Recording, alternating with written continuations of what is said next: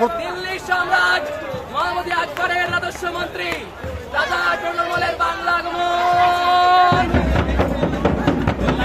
আজ পহেলা বৈশাখ। বেঁধেছে এমন ঘর, বেঁধেছে এমন ঘর শূন্যের ওপর পোস্তা করে। পয়লা বৈশাখ বাঙালির ঐতিহ্য। আমি এই ঐতিহ্যটা ফুটিয়ে ওঠানোর জন্য আমরা এটা ধারণ করছি। আর নতুন বর যখন আসে তখন তার ভিতরে নতুন একটা আমেজ উত্তেজনা করে।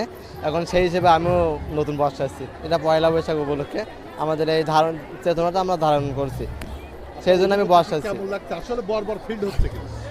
আসলে আগে তো বিয়ে করে না, ফার্স্ট টাইম বাইরে উপস্থিত করছি, এই জন্য একটা অন্যরকম ফিলিংস আসতেছে। তাতে আবার পয়লা বৈশাখ বাঙালি ঐতিহ্য বলে কথা, এই জন্য একটা অন্যরকম ফিলিংস আছে, এটা বোঝানোর মতো না।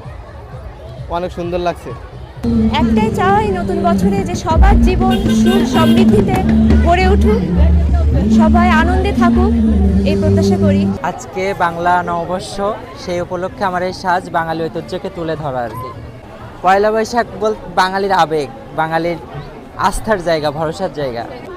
পয়লা বৈশাখ হচ্ছে বাঙালি জাতির ঐতিহ্য, যেটা হচ্ছে আমরা প্রতি বছরই পালন করি। বাংলা বছরের প্রথম দিন আমরা একসাথে সবাই মিলে উদযাপন করতেছি। বাংলাদেশের সংস্কৃতিকে টিকিয়ে রাখতে হলে আমাদের পয়লা বৈশাখকে সেইভাবে উদযাপন করতে হবে। বাঙালির সংস্কৃতিগুলো তুলে ধরতে হবে, বাঙালির ঐতিহ্যবাহী পোশাক, বাঙালির ঐতিহ্যবাহী খাবার আজকের দিনে আমাদেরকে বেশি বেশি প্রমোট করতে হবে।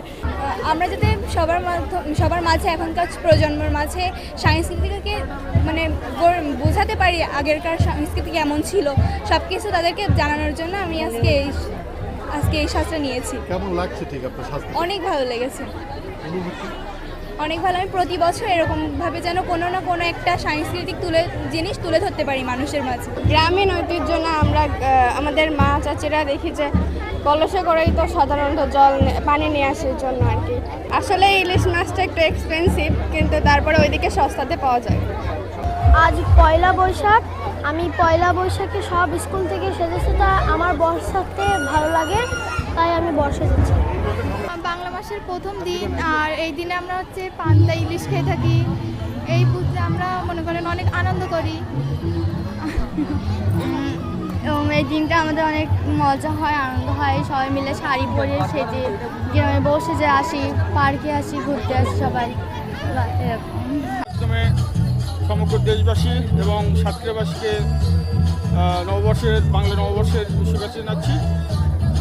আজকের এই দিনের মাধ্যমে আমাদের সমগ্র জাতির এবং সমগ্র সাতক্ষীরাবাসীর পুরাতন সুখ দুঃখ জরা ব্যাধি ভিলে আমরা নতুন স্বপ্ন এবং নতুন আশা, নতুন আশা নিয়ে, প্রতীক্ষা নিয়ে আমরা সামনের এই বছর কাটাবো। সৃষ্টিকর্তা আমাদের সকলের জীবনে নববর্ষের এই শুভেচ্ছায় জীবন রঙিন হোক, এই প্রত্যাশা করছি। সবাইকে ধন্যবাদ।